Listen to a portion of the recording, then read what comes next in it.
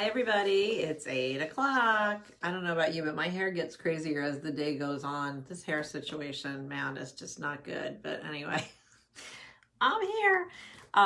We went on our walk again, but I kept my regular shirt on because it's really not hot out. So there was no getting really hot and sweaty on the walk. It was just a little casual stroll for a couple of miles.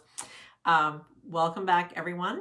I realize again, you're not all going to be able to, everyone's not going to be able to join me, for the third time today, but anybody that's here, just say hello, send me some little something so I know you're here.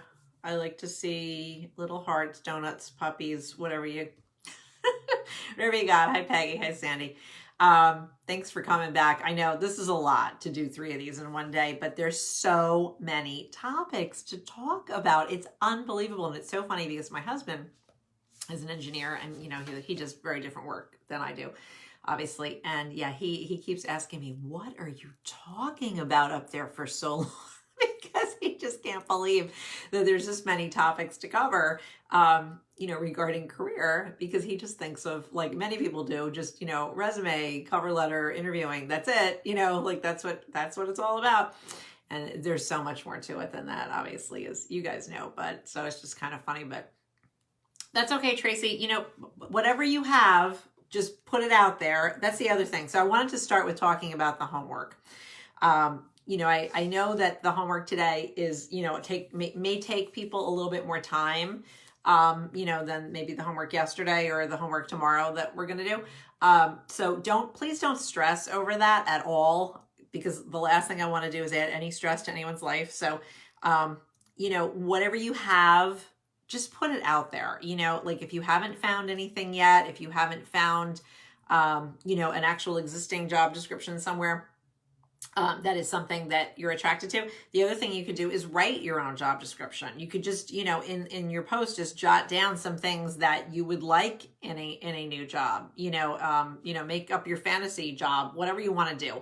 The whole purpose of this exercise is for you to just think about what it is you're attracted to in a new job, not necessarily, not for you to, like I said, we're not applying for these jobs right now. We're really doing an exercise around clarity and trying to clarify what it is that we really want. So, so please, don't stress over it. Put whatever you have out there and, let's talk about it. So please do that. Let's see. I think there was like one other little piece of housekeeping business here. If I could read my own handwriting, it would be super fun, but I cannot, so that's a problem. So tonight, excuse me, tonight we're going to talk about combining your passions, which is something we touched on earlier today, and it is a topic that is near and dear to my heart. One other thing I did want to mention about the homework before we get into that, though, is so I did notice in some of the homeworks that are coming in and some of the things people are saying about the homework in private messages to me, some of you are finding that, oh, good. Yeah, don't stress, Tracy, please. Some of the things that people are finding that they're attracted to, they're giving a low score to, so meaning they have a very big gap. It's something they'd love to do, but, they're giving it a low number, a low score as far as could they currently do it? How realistic is it? And that's okay, because just because you can't do it today or tomorrow doesn't mean you can never do it, and that's really the whole point of the career happiness map. That's the whole point of creating a path that you're going to follow, right? So even though what you want to do, maybe ultimately, what you want to do may be out of reach, today or tomorrow or next week, that doesn't mean it's out of reach forever. So there are ways that we can look at what we want to do long term and start to back that out and back out where those gaps are into steps and get us, back to where we currently are so we can move forward with the first step. So I'm going to tell you a really quick story about a woman I met who, was doing just this. And I thought was a pretty amazing story. So last fall, I was asked to do some quick laser coaching, career coaching sessions with women who were attendees at a women's professional conference that was actually put on by the Grace Harris Leadership Institute here in Richmond, through VCU, which is Virginia Commonwealth University, which is located in downtown Richmond. And so I was asked to do this. So basically I sat in a little room, and all day long, every 15 minutes, somebody new came into the room and I talked to them about their career. So it was really just, you know, they were really coming in with just like a specific question or a specific issue, you know, so we could really quickly knock it out, talk about it, right? So, and it was a really fun day. I met so many wonderful people. But this one woman came in, I think she was like 55, so she was a little bit older than me even. So here's another story about somebody doing something when they're older, right? So this lady was about 55 years old, and she told me that her issue was that she'd been in accounting for like 30 something years. And I think she worked for either the city or the state. And she didn't want to do it anymore. She didn't like it. And she had decided that she wanted to go to medical school. Now she was 55 years old. And she said she was a single woman, never had any children. So it was just her. But she said that she started telling friends and family about this goal, and that everyone told her she was crazy, and that, you know, she'd never be able to finish, and that she'd never be able to practice medicine, and, you know, will a medical school even accept her, blah, blah, blah, blah, blah, right? So we kind of talked about why, you know, why she didn't go into this field when she was younger, you know, because she said she always had interest in it. And she told me that when she went to school in, you know, so I guess if I graduated from college, it was like the mid 80s, I guess, probably she was in college. And she said her advisor told her that she should go into accounting or business or something like that, because African Americans don't do well in medicine. That's what she was told by a counselor at a college that she was paying to go to. So that was a very disturbing bit of information that she shared there. So I kind of was like, oh my God, like, what do I say to that? So that was very upsetting, and really telling, you know, of the experiences of, you know, people in this world, and, you know, people that aren't like me, you know. So I was like, wow, that was amazing to me that she was told that. And so she took that advice, you know, and she didn't go into medicine, and went into a field that, you know, paid her well, and I guess, you know, gave her a pretty good life, but wasn't what she wanted to do. So now at 55, she was getting this feeling, I guess, like, you know, if I don't do this now, yeah, oh my God is right. I know, I was like, oh my God, like that blew my mind.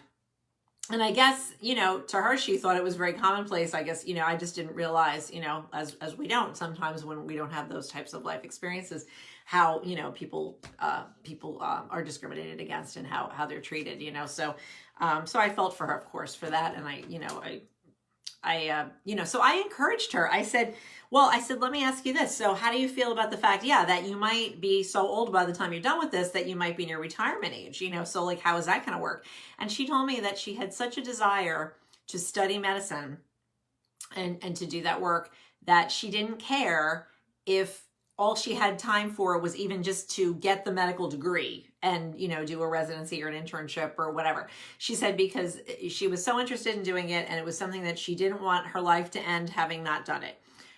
So wow, right? And I was just, you know, so overtaken by that. And I told her, you know, what I tell a lot of people is, don't tell your friends and family what you're planning on doing, because a lot of times, especially if you know that they're going to freak out and tell you that it's wrong. And I really couldn't think of a reason why this woman shouldn't do this. I mean, it seemed like she was financially able to handle doing it. She had no one depending on her, you know, no one but her.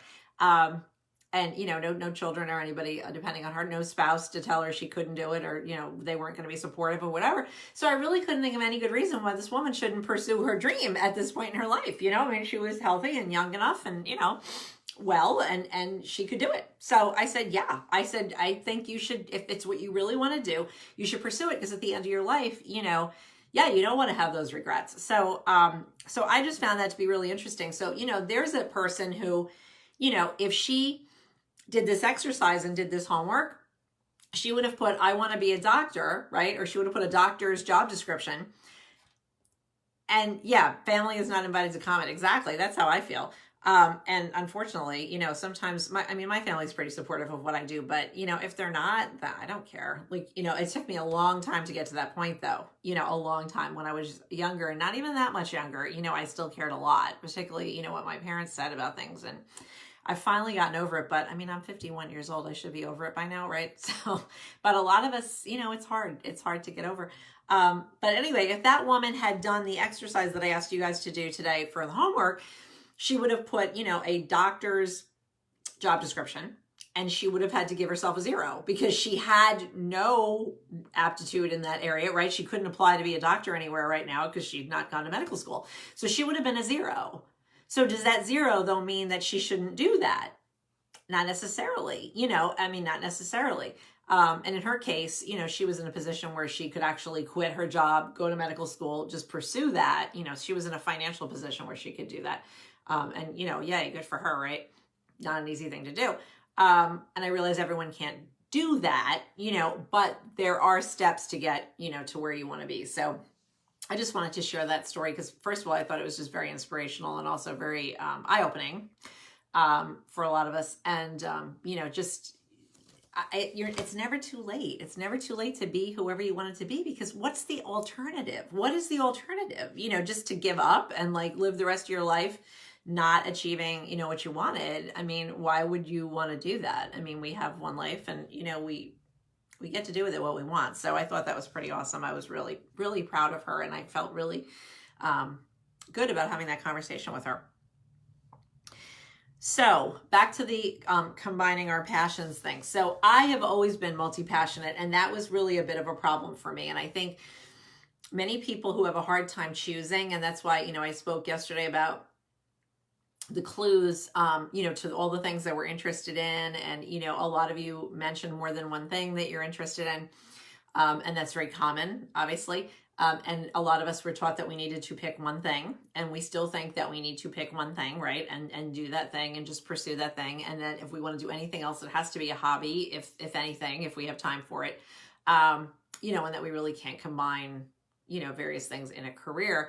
And I definitely feel that I was taught that. And I had no example in my life growing up of anybody who veered from that at all. You know, everybody in my life had whatever they did, and they did that, you know, cradle to grave, basically, you know, right from out of school till retirement, they did a job, you know, and maybe they moved up in that job or not, but they did that job. That was their job, you know. I mean, I even had an aunt who was a waitress in the same diner for, you know, 40 years or something.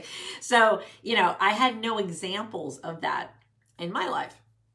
I read a book, and I'm going to share a couple of these resources with you, but I read a book, I think it was in the mid to late 90s. I don't really remember exactly when I read it, but it was around then,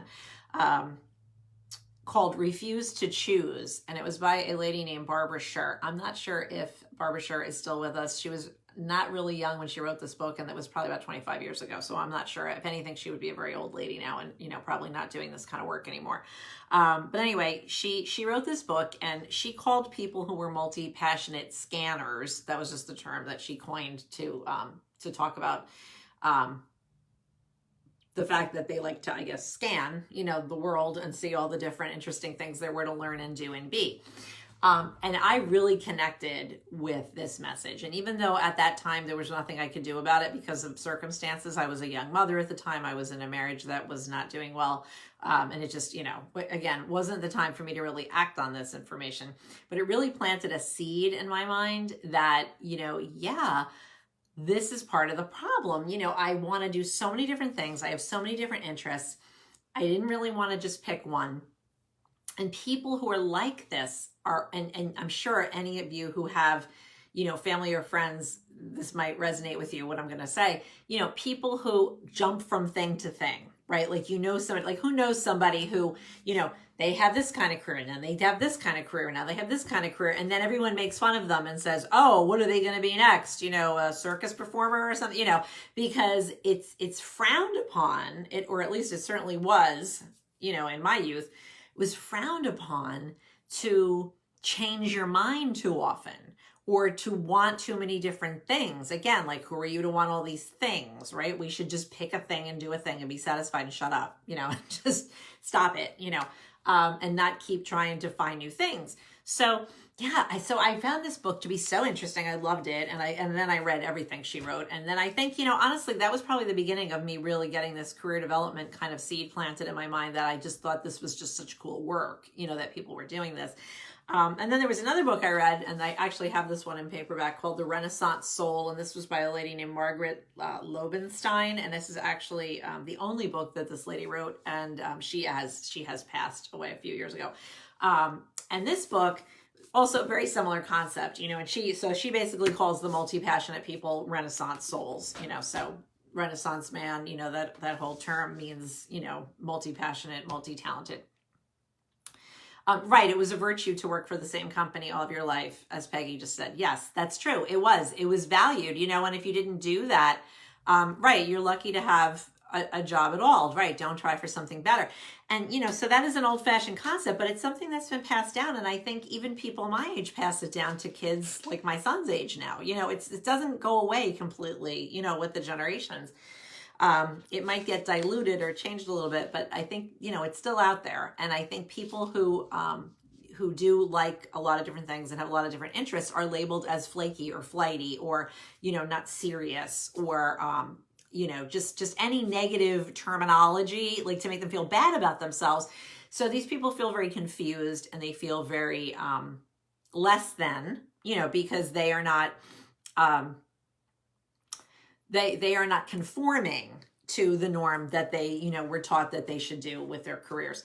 So, so I found that all very interesting. And then right around the time that I read this Renaissance Soul book was around the time that I got divorced. And I think I shared earlier today that I got divorced in 2005, and my son was 10 years old, just had turned 10 years old at the end of 2004.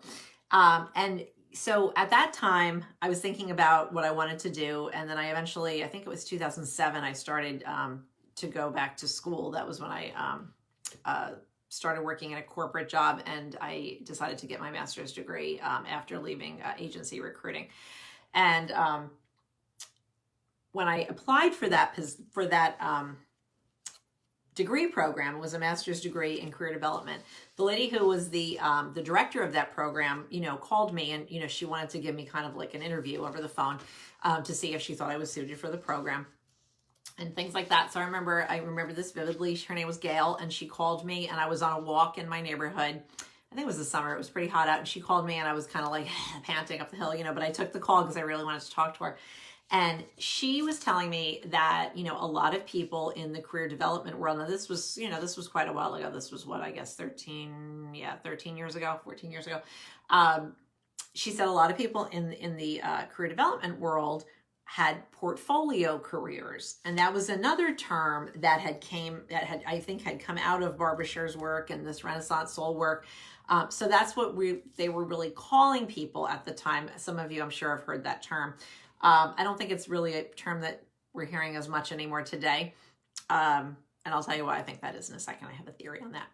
But the portfolio career concept was this concept of having more than one passion and having more than one job. So like this Gail person who was the director of this career development program, she also taught some of the classes at the university. She also, I think she wrote articles for some magazines, and I think she sat on the board for something. And she also had some individual career coaching, counseling, like clients in a private practice. And, so she did a bunch of different things. And I just found that to be so interesting. And I connected with that so much, but yet still, as I think I shared either yesterday or earlier today, I wasn't ready to do that because I was a single mother, with a big mortgage, and, then the economy went bad, and, it just wasn't something I was going to be able to do at the time. But it's something that I've held on to all these years. And I really feel now that, I'm doing that. I'm writing fiction. I'm doing my career coaching business. I look at some other things that I can get involved in, and to add to my portfolio, right, of careers. And even I find now still that some people will say to me, "Oh, you're doing that? I thought you were doing this." It's like, no, I'm doing both. "Oh, you're doing both? Like, that's weird."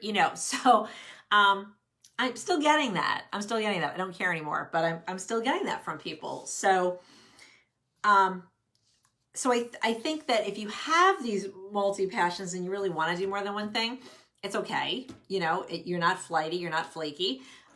You're probably somebody that has a bunch of different talents and abilities. And you can either combine them all together, to find a job that utilizes all or most of them, right? One job for someone. It's possible to do that. It's possible to figure out how to combine those things. Yes, certainly we can do some of those things as hobbies potentially if they're really not job kind of things. But I really think that what we're now calling the side hustle, which I'm sure most of you have heard that term, I really think this whole side hustle concept now and the whole push for especially so many women going into entrepreneurial roles and, starting their own businesses, their own service-based businesses, especially, because of the internet and what we're able to do, what we're doing right now. I think that a lot of that comes from, this multi-passionate, I don't fit into the box, that the corporate world wants to put me in, or that I let myself get put in, or I put myself in, right? And stay in. And that's what people are doing. They're doing these side hustles. So they're doing their regular job, plus they're starting a business on the side. They're writing, or they're, doing all sorts of different businesses. They're doing web design on the side. They're doing teaching yoga on the side. They're doing all sorts of things, whatever their passions are. And I think that's great. But of course, if you have a full-time job and you're trying to do a side hustle, that is only sustainable for a certain period of time, even for someone that doesn't have young kids at home or whatever, right? That's only sustainable for a certain time. So I think that it is very important for people that really have, those of you that really have that inner calling to really do more than one thing, that you allow yourself to figure out how to do that. Because again, you have one life, and, I don't really feel like you should have to pick one thing to do. So I have another client that, I know all my client stories, but they just all fall into place, with these topics that we come up with. But I have another client who I started working with about a month ago, and she is a producer, a video producer. So she produces videos like for commercials and, promotional videos and things like that. She's like an executive producer, and she works.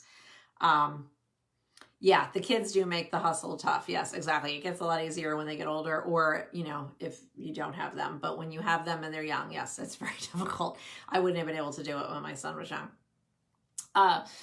So this woman has this job, and that's her day job, and she's done that for a long time, and she likes it, but she doesn't like who she works for. So she really would like to find another job, period. So that's why we're working together. But in working with her, I also learned that she would like to open an online store, and she would, and I'm not going to go into, the details of that, but she has an idea for an online store, and it's something that she'd like to do with her husband, right? So that's another thing. And then she also has interest in being a doula, which I don't really 100% get that, honestly. I know it's like someone who assists with birth, and I know it's not a midwife. I don't really 100% understand what they do. Probably more of you understand that more than I do. But anyway, so she's interested in that as well. So she's telling me all these different things she wants to do, and she's upset because she can't do all of them. And I said to her, why can't you do all of them? And she's like, well, I have to pick one. And I said, why can't you do freelance producing work? Leave your job, do freelance producing work, start this online store with your husband, put him in charge of it. Her husband doesn't have a job that he couldn't quit, so he could be in charge of that. I said, put your husband in charge of the online store, work on that together, and take classes, do whatever you have to do, pursue to do this doula thing. And you could do that part-time. You could do freelance work part-time, right? That blew her mind. That she could do that. I said, people do things like this. And she was like, no, I can't do that. I said, but why can't you? Why can't you? And she couldn't really think of a good reason other than the fact that it blew her mind, and it wasn't something that was in her, her wheelhouse. It wasn't something she was used to hearing. So, I really feel very strongly that whether you're combining your passions to, to do a job, right? A day job, and you're trying to combine those all together to do that, or you're finding different part-time jobs or different freelance things to do. I really think if you're really using all your passions and you're really using all your skills and your talents, you can make a career out of that. And I think, yes, it's easier for some people at certain points in their life to do than at other times. Yes, and I agree. If you're a single mother, and you have a lot of expenses and you really can't have that type of risk, it's, maybe not the time, right? But for a lot of us, we can figure it out. And you know what? There are a lot of women, though, who are single mothers who do stuff like this. I mean, God bless them, right? They just go out there and they make it happen and they do it. And I see it all the time now. And I mean, I really give them a lot of credit. I mean, I wasn't that brave.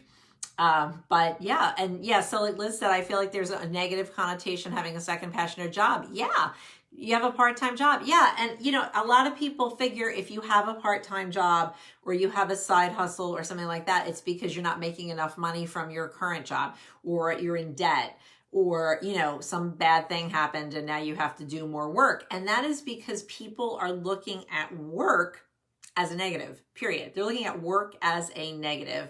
Or if he said her mind is a bit exploded right now. I hope that's in a good way. I don't want to explode your mind in a bad way. So yeah, it's a negative connotation because people think, okay, you're already doing work. You're already working and you don't want to work. Now you're going to do more work. And that's how people look at it, because they're thinking they don't want to do any work. They don't want to work. They just can't wait to retire. They're 40 and they still already can't wait to retire, whatever. So their mindset is that work is bad. And if you're doing more of it, you are weird, or you must have a really big problem that you're trying to solve, that you need to do all that work. And I think that there are also people who, honestly, I think they're just jealous. Like, they're jealous that you're out there doing stuff and they want you to stay small because they've decided to stay small, and they have decided that, they're doing enough and they don't like it that other people are doing more, so they give you a hard time about it. But I think, you really need to, yeah, Tracy said, I want a part-time job so I can do what I love. Yeah. And, there's nothing wrong with that. And sometimes we can figure out how to make that part-time thing the full-time thing, right? But you know how you can't ever do that? By not trying, by not doing it. Again, it's the action, do it. You can start a business now with literally this phone that I have in front of me right now, and a notebook and a piece of paper and a pen. You don't need anything to start a business nowadays if you're starting a service-based business, for sure. And the funny thing was, the woman that wants to open the online store, she was thinking that she had to spend all this money and do an e-commerce site and all this stuff. And then she realized that there were all these companies that like Shopify, and I guess there's a whole bunch of other ones, where you can actually host your online store through their platform. And her mind was blown by that too. Like, she didn't realize that. I said, you don't need to spend all that money up front. You just get you just make a site on one of these sites and they host it, and that's your host. And then, yeah, if you make millions of dollars, then you can invest in your own thing, but you don't need to do that right away. You don't need to do that. The barrier of entry into any kind of side hustle or additional freelance work or additional whatever, passion work, the entry into that now is so easy. I mean, I self-published all my books. There was no way I was going to write books in my 40s and then start sending them to people and waiting 10 years for somebody to publish my book. I wasn't going to do that. And there was no reason to do that, because the barrier to entry into being a published author was gone by, self-publishing being a thing. So that's why I did it. And I have total control of my own work. I own my own books. That's why I can give you guys my books, because I own them. No one else owns my books. No one owns the rights to my books. I can pay, I can charge whatever I want for them. I can give them away. I can do whatever I want with them. Change them, throw them in the trash, whatever I want, and no one can stop me. Right. The biggest barrier to entry is in the mind. That is very true. And 25 years ago, that was not true. There was, the mind was still a barrier for sure, but there were a lot of physical barriers that don't exist now. So I just think we live in very interesting times, and there's a lot of opportunity for all of us. You can start something with really very little risk on the side. See if you like it. just get more information about it. If you take a part-time job and you don't like it and you have a day job, I mean, just quit it. If you start a business and you realize this is stupid, I don't like it, just quit it. If you start writing a book and you don't like it, just quit. I mean, you can quit things, I'm not recommending just start quitting everything, but you have to try things to know if you like them, right? And you have to pursue something to know if it's where you want to be. Good night, Liz. She's jumping off for another call. Yeah. So you just really have to stop listening to what society has taught you, stop listening to what other people say, and just think about what it is, that you want to do. And if what you want to do is something that you do have the time to do, or you can create the time to do, and time management is another we could do a whole course just on time management, right? Or you can create the time, which often you can create the time, and it's not hurting anyone for you to do it, just do it and see what happens, and if it doesn't work out, that's okay. It's not a failure if something doesn't work out. It just didn't work out, and people who don't fail at anything also really never succeed at anything either, because it means they didn't try anything, right? Because we don't usually succeed the first time we do something. There's usually a little bit of false starts before we actually, make something work. So if you don't stick with it, you don't get through it. So, even what I'm doing right now, once, I started this business in the beginning of September. It was like right after Labor Day weekend is really when I started this business. And, how many months later, we're in isolation. I mean, and I know people who are in, my career coaching space who's just said, well, no one's going to pay for career coaching, or no one's going to want, to do coaching right now. So I'm not going to do this anymore. I'm just going to quit. I'm just going to stop doing it. And there's a lot of people that they don't want to put themselves out there anymore, and they don't want to try to figure out a way to pivot. They're just going to give up. So yeah, you got to try to fail or succeed, right? You have to be willing to risk failure. And it's not failure. And I'm sure you've all heard that quote about Thomas Edison. I don't know if it's really true or not. Who the hell knows? And I don't really know it exactly, but it's something about, it took the man literally like 1,000 tries to figure out how to get the light bulb to work.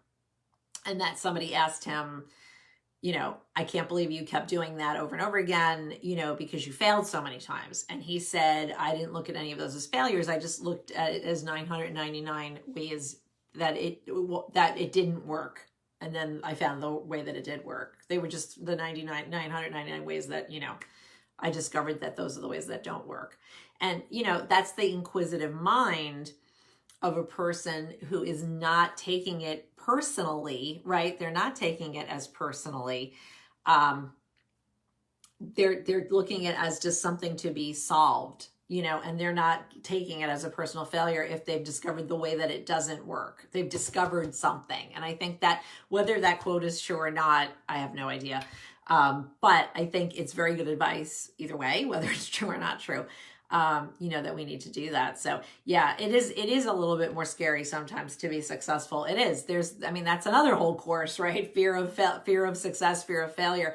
We could do 500 courses on all these topics, but I just wanted to kind of give you guys just some inspiration and stories, about this whole multi-passionate thing, because I know that, when I'm telling you that you need to pick something to target, I don't want you to feel that what I'm saying by that is that if you pick this one thing, you can't do anything else, that you've cut off all other decisions forever. And that's not the case. But as far as a job, if you want to work for someone else and you want to apply for jobs working for someone else, you do need to target your job search. But that does not mean that the way you design your entire career in life has to be, just one thing. We can design that any way we want. But as far as showing others why they should want to hire us, showing others why we're the right person, for their opportunity, we need to present that to them in such a way that they can clearly see that we're the person, right? And we don't want to muddy that, so we don't want to go in an interview and tell somebody, I have 3 side hustles. We don't need to tell them that, because they may be somebody who doesn't understand that and now thinks you're flighty or whatever, so we can keep some of that information more close to us, because it's really nobody's business but our own, right? So Does anyone have any questions? I didn't see anything new in the question thread, and I probably looked at it, I don't know, maybe 30 minutes before we got on this call. I didn't see anything new, but I just wanted to, leave a little bit of time tonight. If we did have any questions, anything anybody wanted to bring up. If not, of course, you can always put it in the question thread or anywhere, send me a DM, however you want to do it. And let me know what you're thinking about. Please post your homework. And if you didn't post yesterday's homework, it's not too late to do that as well.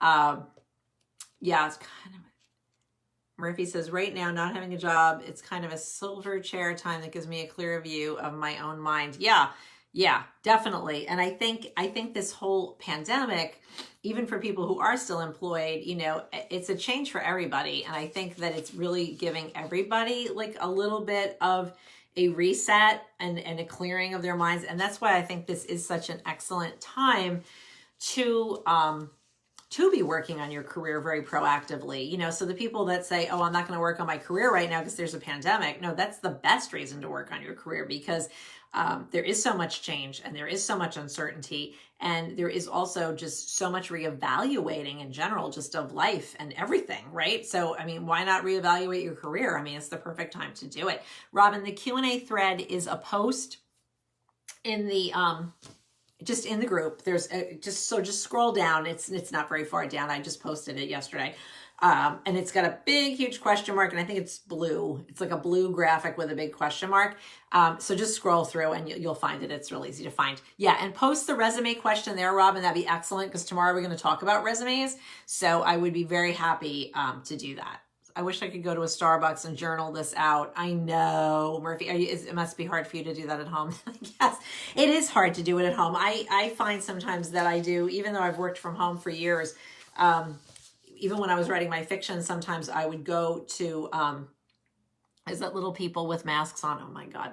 I would go to the library to do writing on the weekends, and my husband would always say, I don't know why you need to do that. I'm not bothering you. I'm not in your space, whatever. You can go upstairs and write all day. I'm not bothering you. And he wasn't bothering me really, like, directly. He was giving me my space. But you're welcome, Robin. But I just energetically felt like I needed to just get out of the house and get away. So I know that is something that's very hard, I think, for a lot of people right now, is to not be able to get away. I said, I told one of my clients who was experiencing that, I said, you almost need to like just drive your car somewhere to like a parking lot or something, and just like sit in your car with the radio on or something, and just, and just do your journaling, or just have some downtime. Even like, I don't know, bring a sandwich, whatever, have a picnic in your car, just something to just get out of your head, get out of your house. And especially if there's people and energy in your house where there's just too much going on and you can't think straight, it is a good thing to do. It makes it hard. I know it makes it hard for a lot of people. I find like I'm really starting to get a little crazy being in this house. Like, I'm okay with it for a while, and then I start to freak out, and I'm like, I want to go somewhere so bad. And then I calm down again. But yeah, it's hard. It is hard. Yeah, it's nice to just get out and see people. Yeah, and people watch, have a change of view. Yeah, exactly. You get sick of these four walls. Yeah. Oh, writer's block, definitely from stress. Yeah, I'll tell you, Tracy, I write fiction, as you know. And once this pandemic hit, I had started to write another book. I had started to write actually the third book in a series that I was writing. And I wrote, I think, 2 chapters of it. And then this pandemic hit, and I was like, you know what? I don't feel like writing this book right now, because it's really a light, funny story.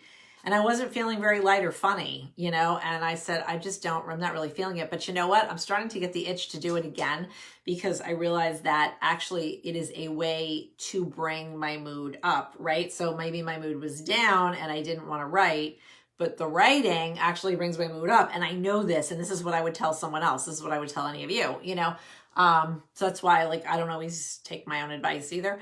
But yeah, because it's something I love. So I really think after our 9-day workshop is over, that I think I'm going to revisit how I can fit some writing into my days, and maybe not give myself a huge deadline or anything with it, but just get back to it, because anything that you can do right now that raises your vibration, my hairdresser told me that I know my hairdresser pretty well, so I've been messaging him on Facebook, and He's a really funny guy. And he told me he's been painting, like painting, not painting the walls, painting, drawing, painting.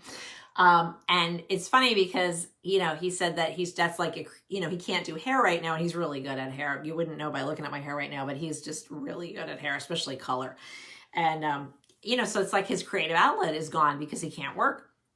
And so he started painting. And I think he said that's really helping him to feel better because it's something he can do that makes him feel better. So whatever makes you feel better right now, yeah, I think is the thing you should be doing. So Tracy, I would just start writing and see if the writing helps the stress. Maybe it won't, but maybe it will. You never know, right? So yeah, 2 teens, a husband, a dog. Yeah, I know. I don't know how you guys are doing. Because I have 2 dogs and a husband. But yeah, having kids at home has got to be really tough. If my son were a teenager right now and he were home and he was in lockdown as a teenager, that would have been an ugly battle to keep him home. Yeah, I can only imagine. I can only imagine. So yeah, so if creative is your thing or whatever is your thing, right, is something that's good to do right now. So does anyone have any other questions? I don't want to keep you ladies on all night. I know we've had a lot of time together today, and I appreciate you all being here so much. Does anyone have any other questions they'd like to address right now? Okay, anything that you do have, please put it in that Q&A thread. And if you can't find the Q&A thread for any reason, you can start a new one. I'm going to go through the whole group and look at everything. Yeah, why is the mom the only one who could do anything? That's another class too, probably, right? Yeah, I don't know. It's not like that in every family, but yeah, I know. Yes, Tracy's going to work on her homework. Murphy, go try to find a corner where we want to leave you alone. And yep. Well, thank you all. Thank you all. I'm glad it was valuable for you. And, like I said, I feel like every one of these talks that we're having, we're just really scratching the surface of any of these topics. And I know that, we could do a whole course. And actually thinking about making a course on this topic because I love it so much, the whole multi-passionate thing. Any one of these topics could be its own course, and its own huge topic. So I realize, that we're just scratching the surface, but I'm trying to give you guys a good overview of, all the things. Yeah, that's a whole other support group, right? I'm just trying to give you guys a good overview of all of these topics and these bonus sessions, just to give you more things to think about. So yes, well, thank you all so much for being here. Have a wonderful evening. I will see you ladies all back here tomorrow at noon. And tomorrow we are going to talk about resumes, LinkedIn content, and cover letters. So that's going to be a very practical, actionable conversation. So I think there probably will be a lot of questions around that. And then we'll have 2 more bonus sessions at 4 and 8 again, and prizes and fun and all the good stuff. So have a lovely evening, ladies, and I will see you all tomorrow. Bye-bye.